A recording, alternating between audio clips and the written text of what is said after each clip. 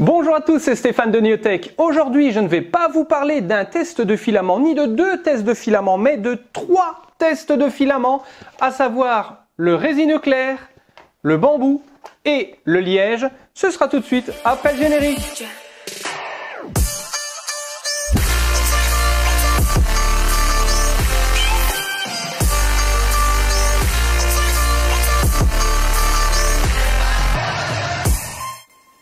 Eh bien, LV3D a décidé d'élargir sa gamme de filaments bois par 3 nouveaux produits dans sa gamme filaments bois. C'est-à-dire qu'il y a 3 coloris, ça vous l'avez compris dans l'introduction. Il y a le résineux clair, le bambou et le liège pour le plus foncé. Il faut juste savoir que ces 3 bobines n'ont pas un poids identique, c'est-à-dire que résineux clair et bambou ont un poids de 700 grammes, tandis que le filament liège, c'est-à-dire le plus foncé, a un poids de 680 grammes. Toujours est-il que ce filament s'extrude à une température tout à fait normale, de 200 degrés pour du PLA. Je le rappelle, le PLA c'est de l'acide polylactique issu de l'amidon de maïs, mais ça je ne dois plus vous le répéter, je crois que vous l'avez compris. Que votre machine soit équipée de hotbed ou non, c'est-à-dire d'un lit chauffant, vous pouvez très bien l'utiliser. Vous pouvez utiliser un lit chauffant jusqu'à 50 degrés. C'est un filament de 1,75 mm qui a été contrôlé par laser pour vraiment qu'il y ait une continuité ou une régularité dans le diamètre du filament. Donc c'est un bon point également, c'est le fait que ce filament soit des plus précis à la sortie en usine. Mais il y a un petit truc que je ne vous ai jamais trop montré, c'est comment est-ce que je torture le filament afin de connaître la résistance, parce que vous l'avez remarqué, je n'ai pas mis l'unité de résistance par rapport aux autres filaments. Eh bien, c'est ce qu'on va faire ensemble tout de suite. Comment et quel appareil j'utilise pour tester la résistance des filaments 3D. Alors nous voilà à l'endroit où je torture ces malheureux filaments. Et sur le mur, comme vous allez le voir en gros plan, il y a un crochet. Sur ce crochet, j'y attache quoi? Eh bien, 2 mousquetons de ce genre.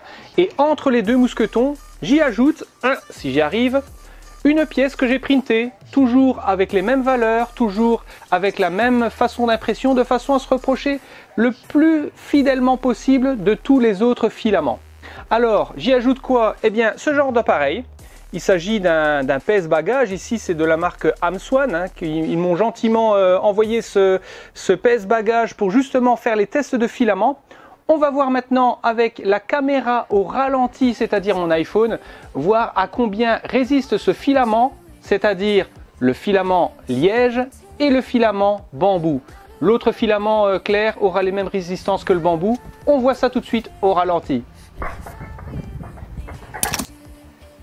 C'est vrai que ce type de filament n'offre pas une résistance des plus accrues. J'ai eu nettement mieux, par exemple, avec des filaments noirs ou rouges métallisés, qui avaient une résistance dans les 34 ou 35 kg, si mes souvenirs sont bons. Ici, on est plus proche des 5 kg. En même temps, je vois mal printer un vase et le balancer contre un mur pour voir s'il est solide. Ou je vois encore moins probable de se printer un magnifique bateau, parce qu'en plus on a le choix dans les coloris, je le rappelle, il y a bois résineux, il y a bambou et il y a liège pour faire des degrés de couleur. Et je vois mal qu'on prenne autant de temps et autant de peine pour printer un bateau style viking et de le balancer contre un mur pour voir s'il est résistant. Non, on comprend bien, c'est plus pour des produits de type décoration.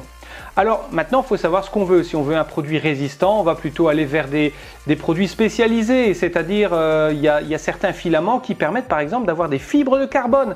Et forcément, ce sera du noir. Ce ne sera pas avec un panel de couleurs comme c'est le cas ici.